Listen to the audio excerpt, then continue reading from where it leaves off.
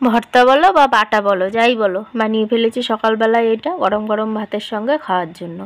ওই যে সয়াবিন নিয়েছি, গুনে গুনে দেখো, 1 2 3 4 5 6 7 8 9 10 11 12 13 14 15 16 17 18 18, ওই যাই হোক তোমরা গুনে দেখো, ঠিক গুনলাম না ভুল গুনলাম, ওই 18-19টা মতন সয়াবিন সেদ্ধ করে, শুধু জলে সেদ্ধ করে কচলে ভালো করে ধুয়ে তারপরে ওই যে বেটে নিয়েছি পাটায়, তোমরা মিক্সারে করলেও পারো। এবার ওই যে গোলমরিচ, সাদা জিরে অল্প একটু, ধনিয়াও অল্প একটু, কালো জিরেটা একটু পরিমাণে বেশি, মানে ওগুলোর থেকে একটু সামান্য বেশি দিয়ে, আর ওই শুকনো লঙ্কাটা, এগুলো সব ভেজে নিয়ে ওই যে গুঁড়ো করে নিলাম। বেশি একটা মিহি করে বাটতে হবে না, একটু মানে দাঁতে বাঁধবে মাঝে মাঝে এইরকম আর কি।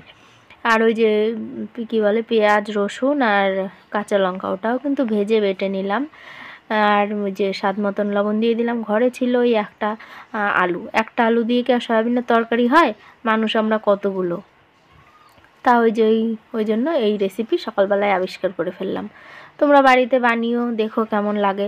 খেতে কিন্তু দারুণ হয়েছিল। খাওয়ার পরেই ভিডিওটা দিচ্ছি, নাহলে আবার তোমরা যদি লোভ টোভ দাও তাই। তো ওই যে এইবার একটু লবণ, স্বাদ মতন লবণ আর কাঁচা তেল আর কি, সর্ষের তেল দিয়ে সুন্দর করে চটকে মেখে নিলেই কিন্তু এই রেসিপিটা রেডি। গরম গরম ভাতে ও সেই মজা। একটুখানি লেবুও দিতে হবে, লেবু দিলে মানে একটু টক টক লাগবে আর ঝাল ঝাল, ও সেই স্বাদ। তোমরা বাড়ি ট্রাই করো, কেমন লাগলো জানিও, আর আগে কোনো দিনও খেয়েছো কি না সেটাও জানিও। আমি কিন্তু আজকে ফার্স্ট টাইম এটা বানিয়েছি, কিন্তু খেতে কিন্তু দারুণ লেগেছিলো। ঠিক আছে, ভালো থেকো সবাই, টাটা, দেখা হবে পরে।